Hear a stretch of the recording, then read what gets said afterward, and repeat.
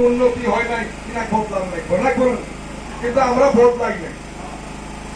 আমরা মৌলানা সাহেব দেখছি, দাড়ি দেখছি, মুসলিম মানুষ থাকে থাকছে নাকি ভোট দিলেন, একটি ঠাই যদি মৌলানা দাঁড়াতে ভোট দিবে, আমি জাগাল মৌলানা যদি দাঁড়াতে কে কিসের জন্য দিবে? উনিও মৌলানা, ইনিও মৌলানা, উনার মৌলানা কি আলাদা নাই?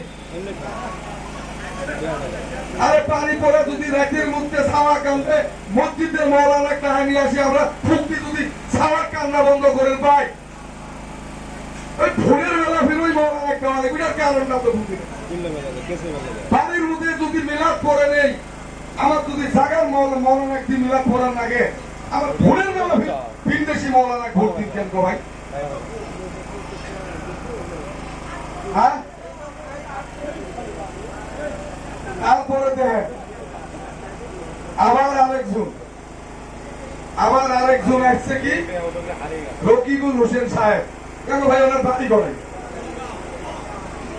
নগাঁও ডিস্ট্রিক্ট পার্টি করায় শ্যামুগুড়ি শুনছেন কোনদিন?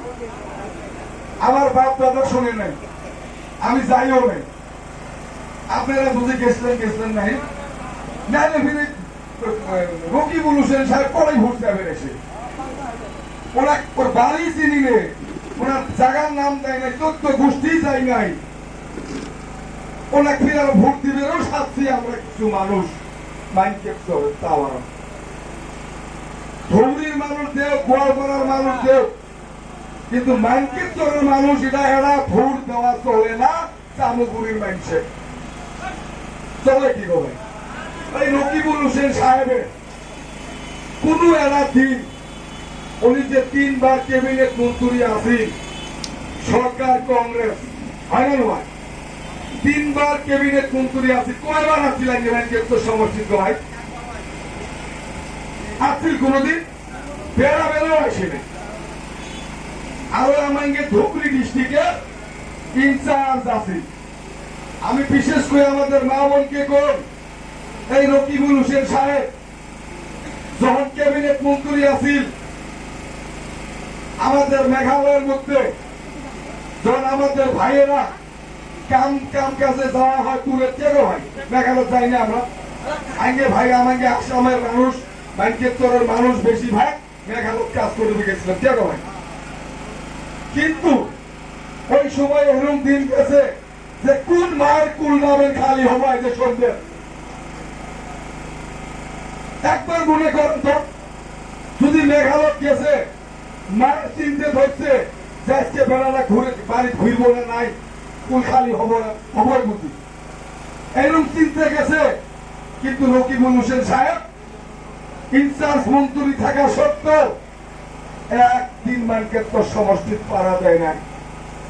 আজকে উনি ভোটের জন্য এমপি হওয়ার আশায় মানকেশ্বরের মিটিং এর উপরে মিটিং, আজকে আমরা দেখি বাগাবাড়ার মধ্যে হুজার থাকি মানুষ ভাড়া করে নিয়ে যাচ্ছে এই ভাষণ দেওয়ার জন্য। এটা কি হয়? ফরুজুল ইসলাম সাহেব এক খুব নাকি? ফরুজুল ইসলাম সাহেব ওনার অবদান নাই মানকেশ্বর সমষ্টির? মানকেশ্বর সমষ্টির যদি অবদান আছে তো এক জহুর ইসলাম সাহেবের আছে। কারণ জহুর ইসলাম সাহেব মন্ত্রী হওয়ার বস্তাত করি মানুষের চাকরি দেওয়া হচ্ছে ওই সময়, তাই নাই গো ভাই? 10 বছর লাগে নাই, হয় না নাই? আমাদের জহুর ইসলাম সাহেব সাব ডিভিশন দেওয়া হয়েছে এই জায়গাটা চিংড়িবাড়ি, দেখো এটা মিশ্র কথা। হ্যাঁ ও ভাই, ওরা শুনেন না, শুনেন বলে তুলি করেন না।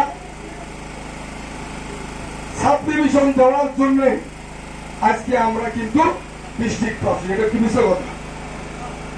ডিস্ট্রিক্ট পাওয়ার জন্য জাভেদ ইসলাম সাহেব একবার এমএলএ হয়া আমাদেরকে কুল আনি দিল, আমাদের ট্রেজারি আনি দিল, আমাদের সুকসরের ব্রিজ বানিয়ে দিল, ওই বাগাবাড়াতে একটা হসপিটাল বানিয়ে দিল, দিছে না? তাহলে আবার রকিবুল হোসেন সাহেব, মৌলানা বদরুদ্দিন আজমল সাহেব মাইন্ডকে